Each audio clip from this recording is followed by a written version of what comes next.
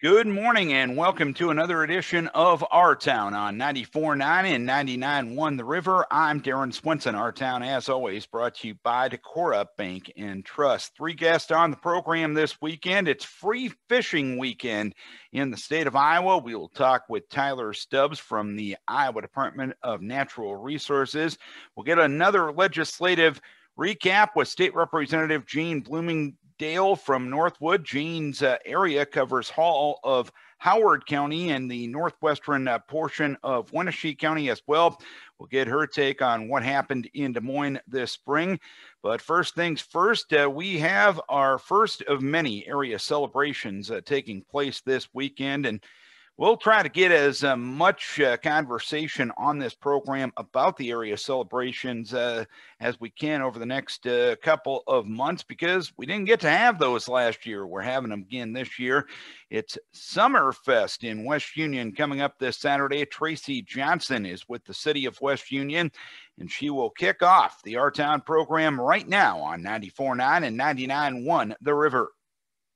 Coming up this Saturday, it's West Union Summerfest, as they're inviting everyone to splash into summer. And with us is Tracey Johnson from the city of West Union. And Tracey, first things first, isn't it fun to talk about events and talk about planning gatherings and everything like that? 2021 already better than 2020 just on that end of things. You agree?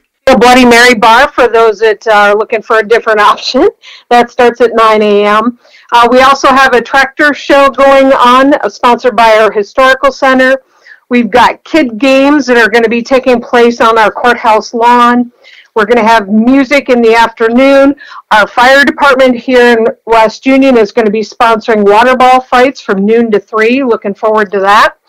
Napa Auto here in West Union is sponsoring a show and shine car show. So we're looking to see some pretty cool cars showing up for that. We've got some dancers from the school that are coming out. At 4 o'clock, we're doing our first ever Summerfest parade. We just have a whole lot of stuff going on here in town. And kind of capping off our night, we've got Lonesome Road that is going to be playing here on our plaza from 7 to 11 p.m. on Saturday night. Of course, anyone who knows farm toys in the state of Iowa, or really anywhere around, knows the last name Ertl. And I understand Joe Ertl coming in from Dyersville this weekend. Is that correct? Yes, he is. Our historical center arranged for Joe to come in at 2:30 to do a presentation. So in the historical center, we're going to have a variety of tractors, both from Ertl and from Scale Models, which is the company that Joe founded. And then outside of the historical center and around the courthouse area, we're going to actually have real tractors. So we're going to see both ends of it. So it'll be pretty cool to have that as part of our event. And the parade, you mentioned the first one you're having related to Summerfest at 4 o'clock. What made you decide to have a parade to go along with these festivities this year? Well, it's been kind of a tradition here in West Union in the past, and it's something that they haven't had for several years, and community input was that they wanted to bring it back. They always do a homecoming parade here in town, and that brings out a lot of people, so we thought, hey, you know what, let's bring it back here for the summertime in West Union and bring our community together and kind of showcase what's here. And you're going to be honoring frontline workers. Obviously, they've been on the forefront of what the world's been dealing with for the past year. That's happening at 5 o'clock. What does that all entail? In honoring our frontline workers, our Chamber of Commerce really wanted to emphasize how much that this community appreciates what those workers have done in the last year to help support our community and the surrounding areas. They have worked tirelessly to give of themselves to this area and helping keep us all healthy. And we felt that they really deserved our recognition for doing that. And you mentioned the music by Lonesome Road from 7 until 11. Where will that actually be located? That will be right in our courthouse square at our amphitheater area at the corner of Vine and Elm Street. So we're going to have a have ourselves a street dance, have some fun. And it looks like most of these activities are pretty cost effective, shall we say. Is that fair to say? That is fair to say. Pretty much everything is free unless you want to buy yourself a Bloody Mary or stop at our beer garden or want to get some food at one of our local restaurants. They're all going to be open and know that this event's coming on, so they'll be happy to see people stop in. How much planning, how much work does it take to put on this day of events? Well, this event has been talked about since December. So it's been in the planning since December. And it does take quite a bit of time and a lot of volunteers to help out with all of these different things to make it happen so that we can all come together and have some fun. So we do like to recognize all those people that have helped bring this together. And if there's additional people out there that decide in the next couple of days they want to join in on helping us, give us a call here at City Hall and we'll find a place for you to help us. But it's everybody's going to be getting together. Everybody's going to be having some fun. Everybody's going to have these community gatherings that we didn't have for the most part last year, and that's just has to be a good feeling. It's a good feeling to just plan those events. I know the planning is the big work and everything related to that, but just to plan these events has to be a little exciting, doesn't it?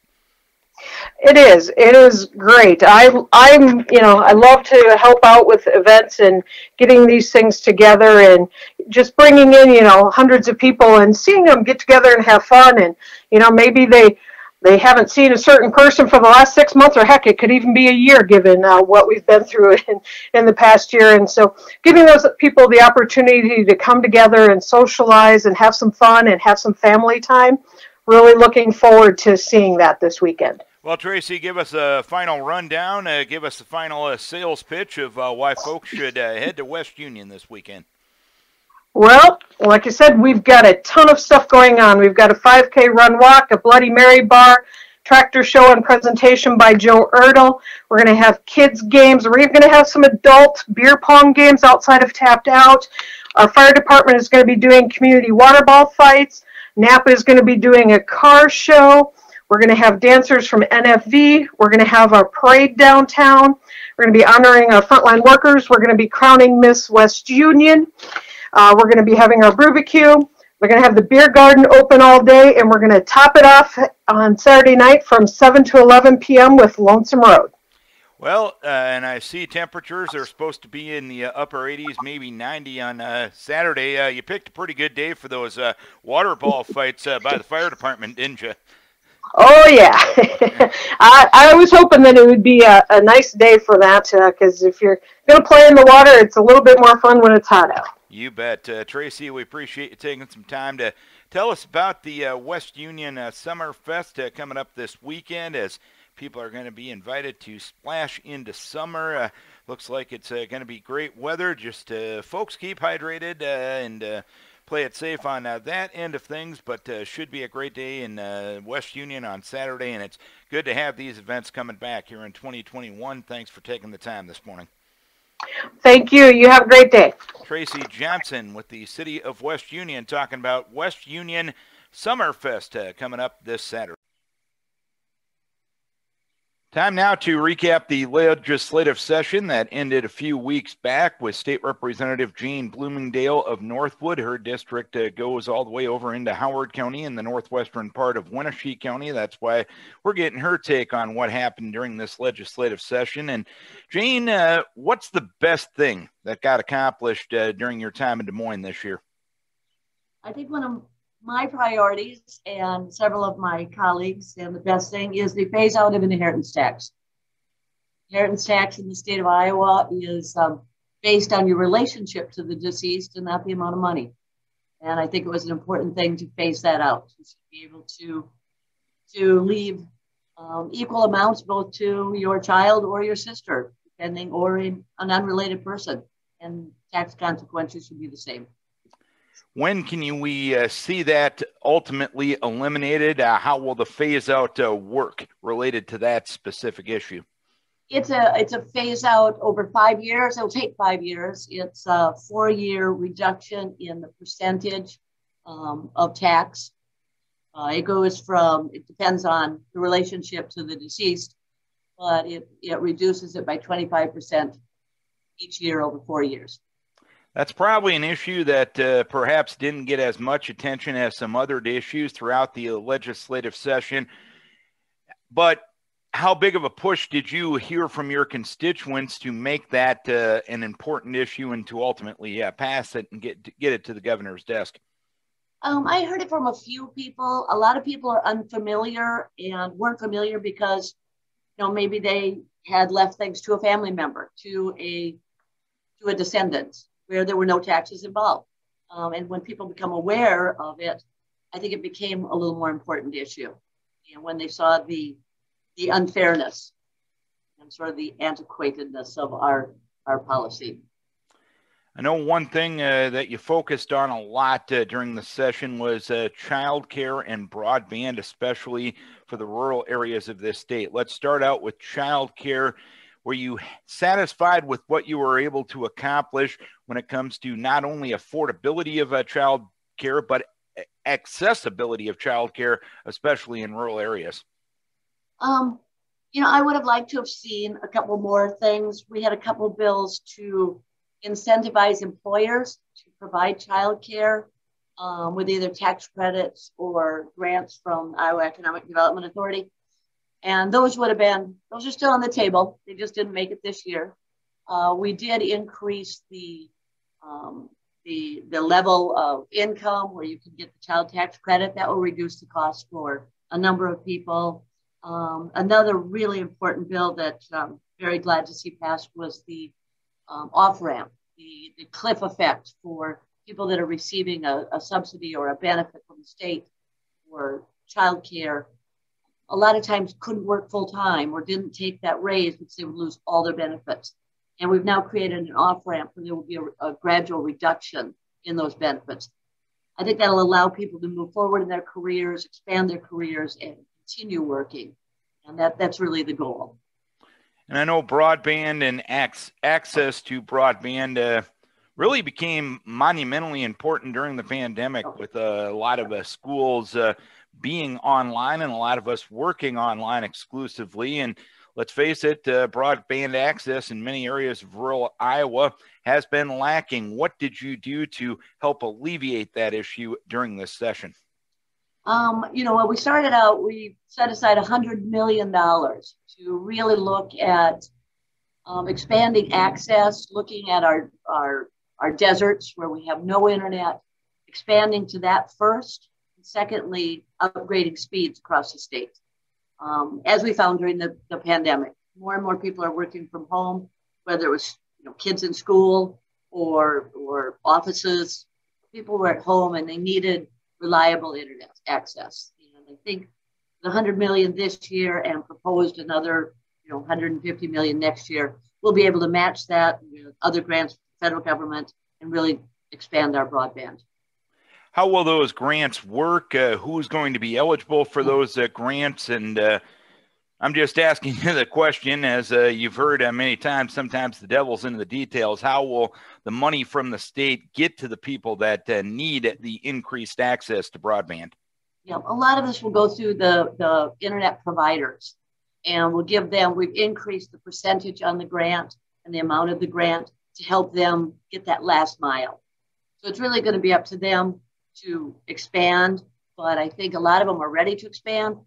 Sometimes it's not affordable. It's just too expensive to expand for a couple homes. And now we're helping them with that grant money and increasing the percentage that grants will pay for, that they'll be able to expand that.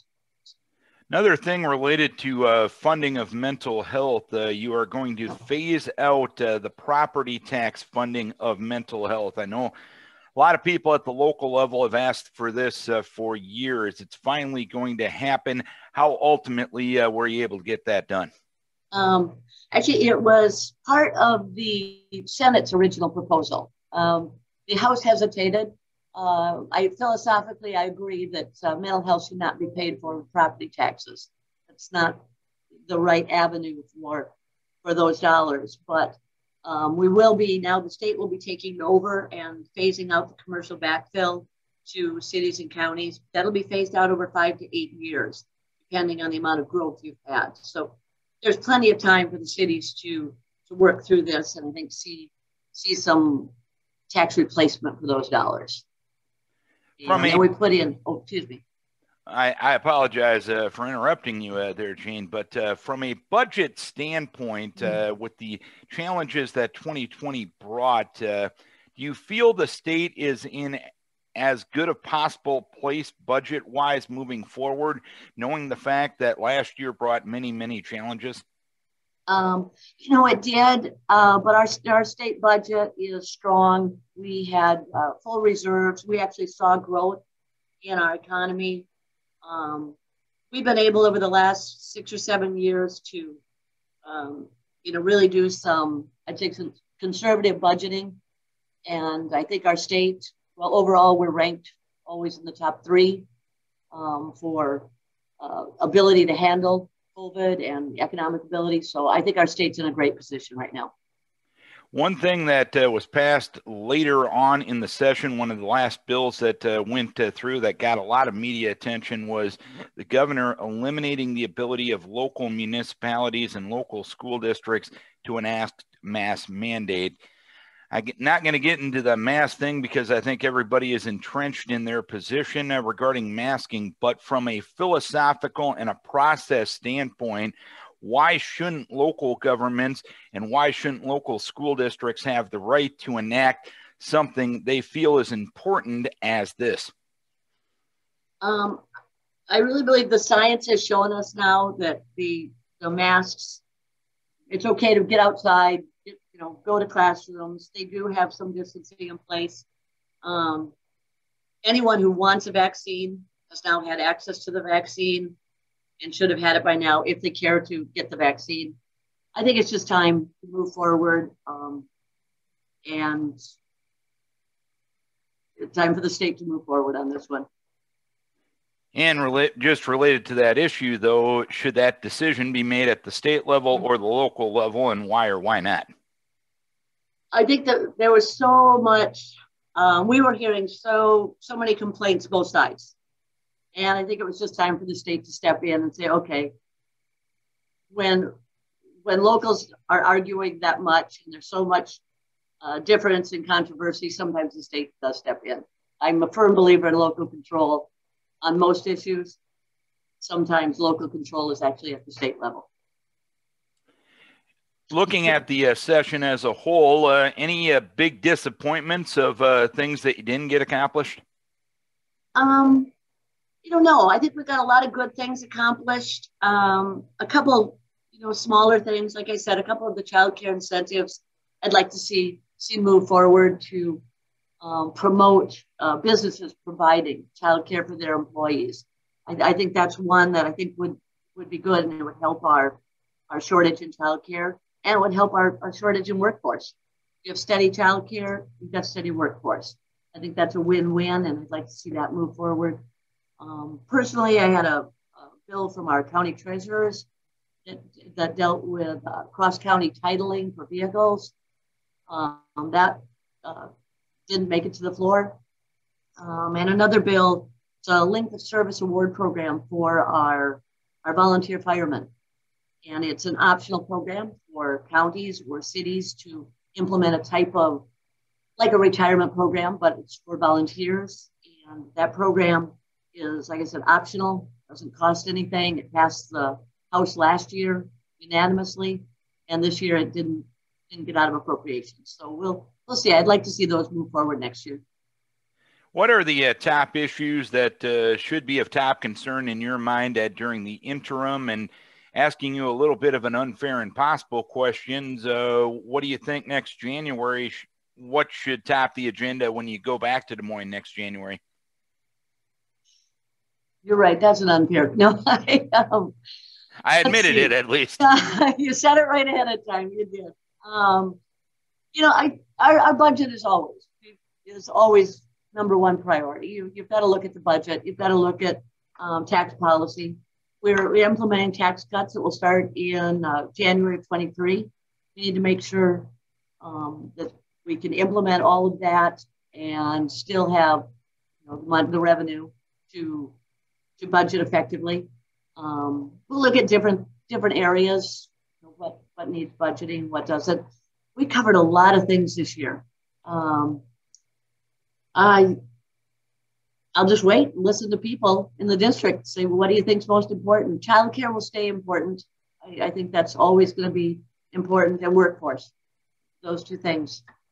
And I know you're going to be going back in August to finalize the redistricting that will be set in the future based on the 2020 census. Do you think anything will be added to that special session coming up in August other than redistricting, or is it just a case of let's get that job done and head back home and get back to work among the people? That question is a little above my pay grade, but I do believe that we'll go back, we'll work on the redistricting, and that will be it at that point in time. But if something comes up, we may look at something else. That's up to our Speaker of the House. Jane, we appreciate you taking some time to recap the legislative session here in 2021. If anything comes up during the interim, we'll be in touch. But between now and next January, I'm sure we'll have conversations again. We thank you for taking the time this morning. Thank you, Darren. I always appreciate it when you give me the opportunity. Jane Bloomingdale, State Representative from Northwood, joining us to recap the 2021 legislative session. The Iowa Department of Natural Resources will be hosting Free Fishing Weekend this weekend, and here to talk about it, Tyler Stubbs from the Iowa DNR. And Tyler, going to be a great weekend weather-wise to get out on the waterways of the state of Iowa. First of all, tell us about Free Fishing Weekend. What is it? What's its purpose? Yeah, so thanks for having me on, Darren. And Free Fishing Weekend is a weekend where we have that you can come out, you can fish for free. So you do not need to purchase a fishing license. That's just a fishing license, though. So if you wanted to, I know there's a lot of trout anglers up in Northeast Iowa, especially, they would still need to purchase a trout fee to do that. But your actual fishing license is free. So you can go without doing that the 4th, 5th, and 6th. So it's always the first full weekend in June. And the hope is that you'll get out. And like you mentioned, the weather's going to be gorgeous this weekend. You can get out, try fishing. If you've never tried it before, bring a friend who's never been before, and hopefully get them hooked on fishing and maybe purchase a license down the road.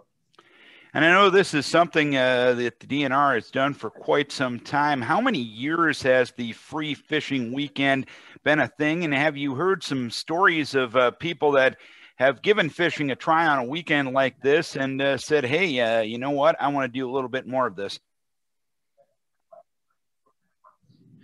Yeah, so the Free Fishing Weekend is kind of that gateway to get into it. I don't know personal stories of it, I guess, but I imagine there's so many events that go on across the state in lots of different communities, whether they're hosted by the cities or nonprofit groups or county conservation boards or the DNR. Those events are out there for you to utilize, and we hope that you take advantage of it. As far as how long Free Fishing Weekend's been around, I don't have a date on that, Darren. That's a really good question. Well, it's been around a long time. Yeah, it's been around for quite some time, and obviously you guys keep doing it.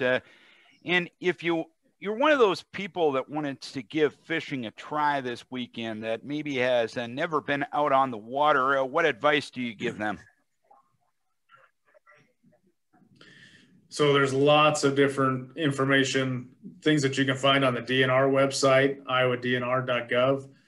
There's fishing pages on Ready to Fish. So you click on the Ready to Fish tab and it'll take you to the page on how to catch bluegills, how to catch bass, trout, catfish, all those different types of species. There's links to purchase your fishing license, which is an easy thing to do. You can do it at local stores, or you can do it online or through our Go Outdoors Iowa app. There's the community fishing page, or the commonly called the Fish Local page. So if you're one of those folks fishing in some of the larger communities, those cities have ponds that we work with them on to manage, that those are available. And the trout maps, there's all sorts of things out there information-wise for you to go and look at. The cool thing about these events is they're very basic. And so when you show up to a lot of these free fishing events, you're going to see a very basic setup of a push button or a spin cast reel, and a bobber and a hook and a worm is going to be very typical. And you can find that information also on that Ready to Fish page on our website on how to hold the rod, how to cast, all that sort of stuff is on the DNR's website. And I imagine it's one of those things that once you're bitten by the fishing bug, of course, we want your insect repellent on this weekend, but I'm using the analogy there. But once you're bitten by this bug, especially if you're a young kid, this is something that you can do when you're young, you're middle-aged, when you're old. Really, there's nothing age-specific that prevents you from doing an activity like this, correct? Right. Yeah. Fishing is open to everybody. There's a lot of different opportunities, whether you're in the urban environment or, the county conservation boards around the state have lots of different locations for you to utilize with lots of different amenities. And if you're a first timer in just looking for a place to go and give this thing a try, what advice do you give to those folks looking for a place to maybe catch a bite or two this weekend? Yeah, if they're looking for somewhere to go, you've got all those resources on the DNR's website. But also, if you're taking somebody out that maybe hasn't gone before, keep it as simple as possible, and don't push them too far. It is supposed to be, in the upper 80s on Saturday. Same thing with taking kids out. When they're ready to go, pack up and go. Don't push them to go all day long. Make sure you've got sunscreen and bug spray. Snacks, water, make sure you're prepared for those things that are going to come up, and when it's time to go, don't push on for the whole day. Just take a break and go find some shade and eat a snack and just keep it simple, and it'll be fun. And obviously you're looking to have fun, but obviously you're looking to keep things safe. What are some maybe safety reminders for folks that not only are heading out this weekend, but folks heading out on the water in general this summer? Yeah, that's a great question. So things like we mentioned already, like bug spray and sunscreen, help keep you safe. Wear a hat, especially like the wide brim hats that'll cover your neck and face. Wear a life jacket if you're going to be out on the boat, or even if you're not super familiar with being near water, especially if you've got some youth with you, put a life jacket on them, even if you're standing on the shoreline. But make sure you're wearing that life jacket when you're out on the water, and pay attention to the other users that are out there, whether they're boating or kayaking or fishing or whatever they're doing, and just pay attention to your surroundings and be safe. That's what we really want you to do. And Tyler, give us the final who, what, where, when, and why about Free Fishing Weekend coming up this weekend in the state of Iowa. Yep, Free Fishing Weekend, the 4th, 5th, and 6th of June. And you can check out the events that are on the DNR's calendar. So on the Iowa DNR's website, there's a general fishing calendar on there. And a lot of our partners across the state, whether they're cities, nonprofits, or counties, are going to have their events listed on there. So you can figure out where they're at and what time and what's all going on. And at the vast majority of these, all the equipment, bait, all that kind of stuff is provided. So a lot of times you just need to show up.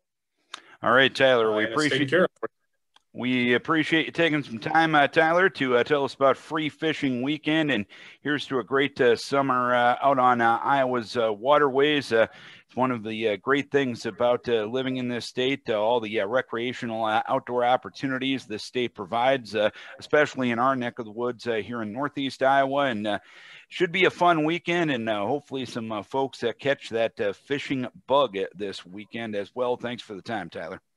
Thank you. Tyler Stubbs from the Iowa DNR. Free Fishing Weekend this Friday, Saturday, and Sunday.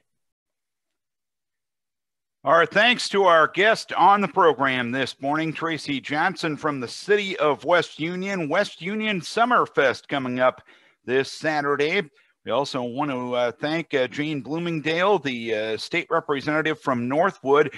Seems like a long ways away, but her state representative area covers also Howard County and the northwestern part of Wenatchee County. That's why we got her take on what happened in the state legislature this year. And we want to thank Tyler Stubbs from the Iowa DNR. Free fishing weekend coming up this weekend. All sorts of information available on the free fishing weekend at the Iowa DNR website.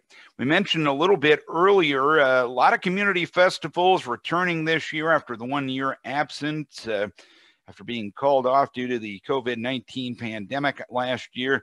If you want to promote your community festival on our town, drop me an email, Darren@kvik.radio.com, Darren@kvikradio.com. That's DARIN at kvikradio.com. And we'll set up a time to get you on and promote your community festival. We'll try to do as many of those as possible this year, knowing the fact that it didn't happen last year, and it's good to have them back this year. Our thanks to our guest, our thanks to our sponsor, Decorah Bank and Trust, and our thanks to you for tuning in, logging on, or watching our town on 94.9 and 99.1 The River.